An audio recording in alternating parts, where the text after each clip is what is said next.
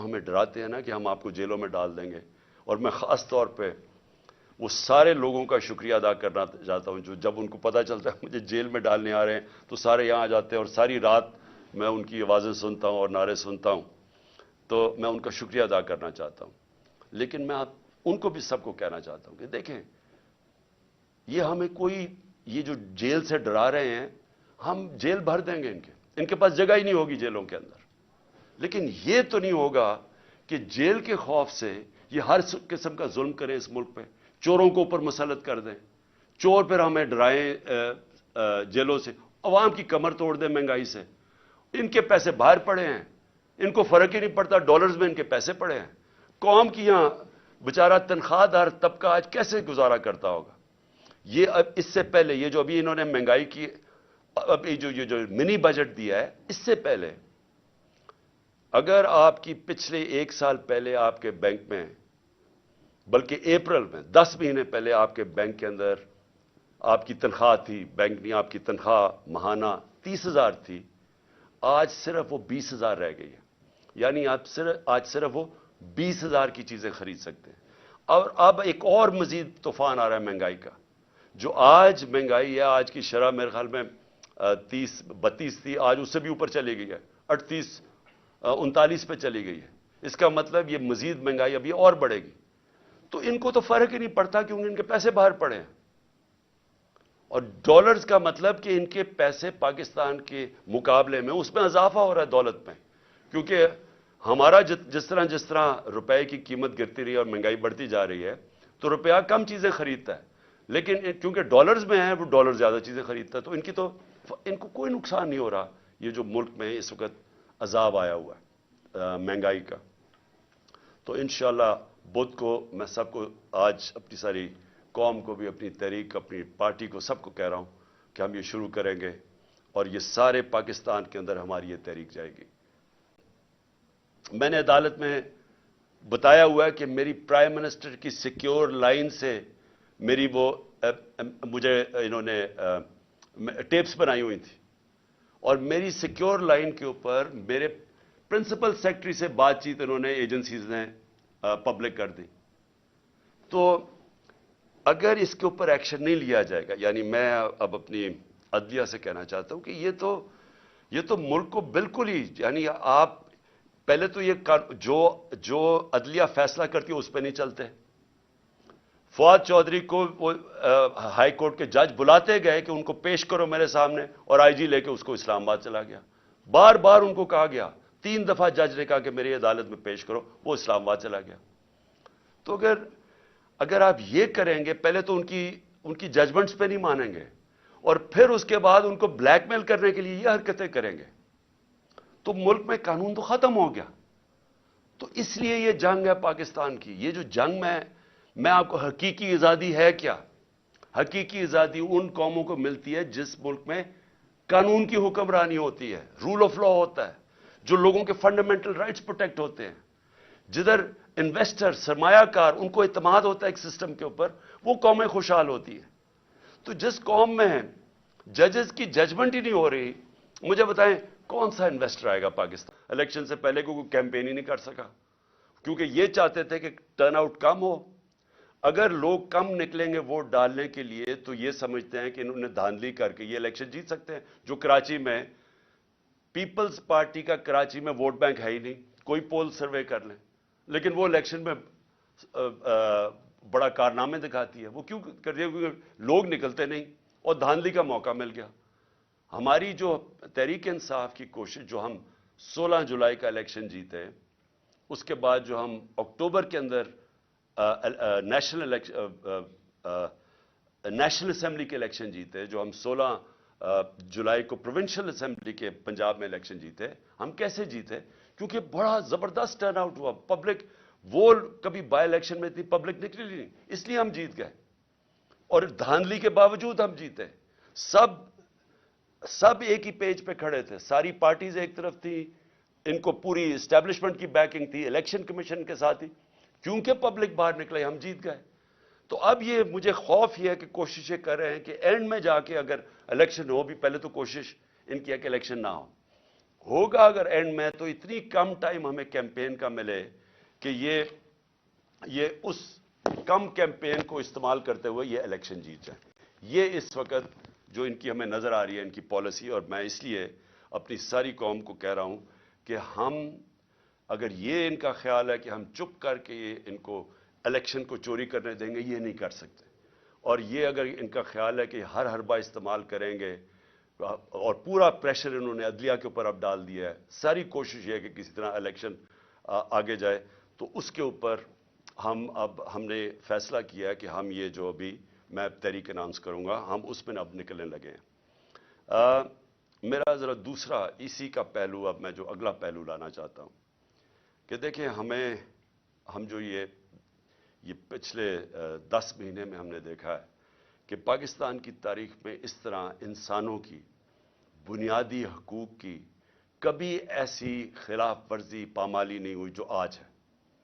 کبھی اس طرح بے شرمی سے یعنی اسٹیٹ پاور استعمال کی گئی سیاسی مخالفین کے خلاف جو اب ہو رہا ہے. میں نے اس کی کئی مثالیں میں کئی دفعہ بتا چکا ہوں کہ جو شہباز گل سے شروع ہوا تشدد، اس کو ننگا کیا گیا، اس سے جو ظلم کیا گیا جیل میں، مجھے ابھی تک افسوس ہے کہ کوئی ان لوگوں کے اوپر کارروائی نہیں ہوئی جو ذمہ دار تھے اس کے. اس کے بعد اعظم سواتی سے جو کیا گیا، اب جو اعظم سواتی سے کیا گیا وہ قوم ہل گئی. خاص طور پہ پہلے تو جو تشدد کیا، اس کے بعد جو ایک ویڈیو کیسٹ ویڈیو اس کی بھیجی گئی ان کی بیوی کو اور ان کی بیٹی کو. اس طرح کی چیزیں کبھی اس ملک کی تاریخ میں نہیں ہوئی کہ ایسی بلیک میلنگ اور ایسا اس ملک میں نہیں ہوا. اور اس کے بعد جو فواد چودھری کو اٹھایا، شیخ رشید کو اٹھایا، لیکن جو صحافیوں سے ہوا، میں اس لیے بار بار کہتا ہوں کہ یہ سارا کنیکٹڈ ہے. منہ بند کروانے کے لیے، بلیک میل کرنے کے لیے ساری کیمپینز کی گئی. ارشد شریف سے جو ہوا ہے، یعنی میں ارشد شریف کا اس لیے کہتا ہوں کہ اس طرح کی تو ہم نے کبھی سوچا بھی نہیں، تصور بھی نہیں کیا تھا کہ اس طرح کے ایک پاکستان کے بہترین انویسٹیگیٹو جرنلسٹ سے جو اس کے اوپر ایف آئی آرز کاٹی گئیں، اس کو ملک سے باہر پھر دھمکیاں دی گئیں، اور وہ دیکھیں اس کو کہ ایسا وہ ایک مجاہد جو کھڑا رہا، رائے حق پہ کھڑا رہا، اور پھر اس کو جو قتل کیا گیا کیریا میں. یعنی اس طرح کی میرے ہوتے ہوئے تو کوئی میں نے مثال نہیں دیکھی. حالانکہ میں نے جنرل مشرف کا مارشل لاء دیکھا، وہاں کبھی اس طرح کی حرکتیں نہیں ہوئی جو ان 10-11 مہینوں میں ہوئی. اور اس کے بعد میں اور بھی جمیل فاروقی وہ جا کے بتا رہے ہیں کیسے ننگا کیا گیا، ٹارچر. کتنے سوشل میڈیا کے ایکٹیوسٹ، ینگ لڑکیوں کو تو دھمکیاں، لڑکوں کو جنہوں نے اٹھایا اور اس کے بعد ان کو کسی سیف ہاؤس میں لے کے گئے، وہاں مار دھاڑ کر کے اس کو واپس لے آئے. اور اس سے یہ سوچا یہ جا رہا ہے کہ اس سے یہ کنٹرول کر لیں گے ملک کو. جس طرح ہم بھیڑ بکریاں ہمیں مار مور کے تو ہمیں ساروں کو کنٹرول کر لیں گے. یہ سارا ہو رہا ہے اس کے پیچھے. میں اس کے اوپر خاص توجہ ذرا دینا چاہتا ہوں کہ میری جو جے آئی ٹی ہے، میں یہ اس لیے آپ کے سامنے رکھ رہا ہوں کیونکہ میں یہ بار بار لوگوں کے سامنے اس چیز کو لے آیا ہوں.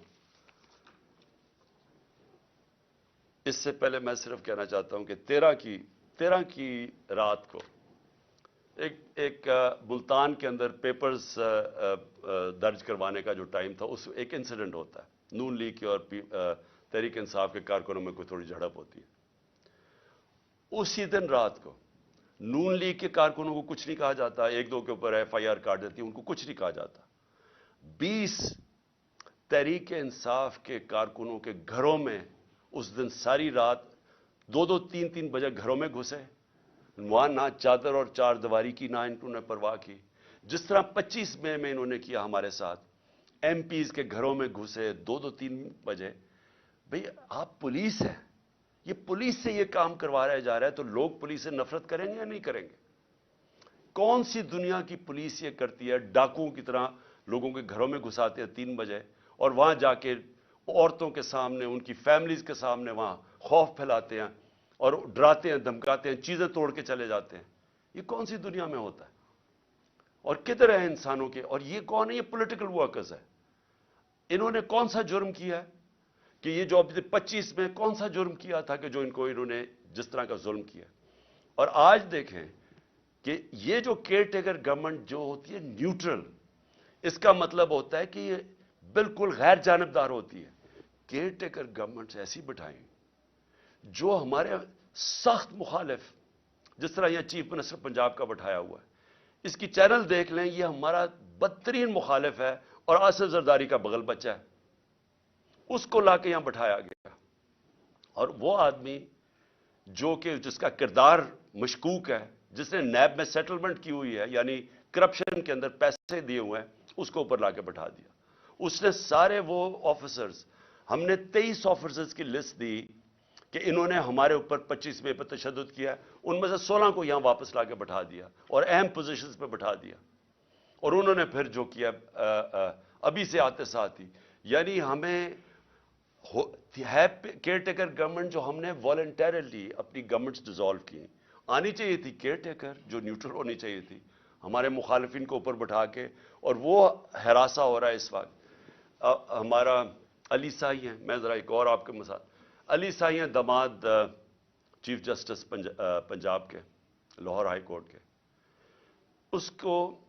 اس کے اوپر پہلے کسی آدمی کو پکڑا، اس کو بند کیا، اس کے اوپر تشدد کیا، اس سے کیس بنایا اس کے خلاف، اور اب اس کو نیب میں بلایا جا رہا ہے۔ عثمان ڈار ہمارے وہاں سیالکوٹ کے جو ایم این اے کے ایسپرنٹ ہیں، ایک آدمی کو پکڑا، وہ حالانکہ اس کی کوئی پوزیشن نہیں تھی، اس کو پکڑا، اس کو کہا اس کے خلاف کیس بناؤ، تم سٹیٹمنٹ دو اس کے اگینسٹ، اس کو لے کے گئے، اس کو بند کیا، سیف ہاؤس میں بند کیا، اس کو پہلے مارا، دھمکایا، ننگا کیا، اس کے بعد کہا آپ کے بیوی بچوں سے ہم یہ کریں گے اگر آپ یہ نہیں کریں گے، اسے سٹیٹمنٹ سائن کروا لی۔ اور یہ صرف اور صرف کوشش ان کی کہ کسی نہ کسی طرح تحریک انصاف کو کمزور کیا جائے، ڈرایا دھمکایا جائے۔ اس وجہ سے میں وہ ابھی تحریک انانس کر رہا ہوں اس کے بعد کہ ان کا جو آپ کا شوق ہے انشاءاللہ ہم آپ کا شوق پورا کر دیں گے۔ لیکن جو افسوسناک چیز ہے، میں یہ صرف اپنے کارکنوں کا اس لیے بتانا چاہتا ہوں کہ ایک تو یہ کیا کرتے ہیں کہ ان کے اوپر ظلم کرتے ہیں لوگوں پہ، پھر اس کی کہانیاں آتی ہیں ہمارے لوگوں کے پاس کہ جی یہ آپ کے اوپر ظلم کیا گیا تاکہ وہ باقی لوگ ڈر جائیں۔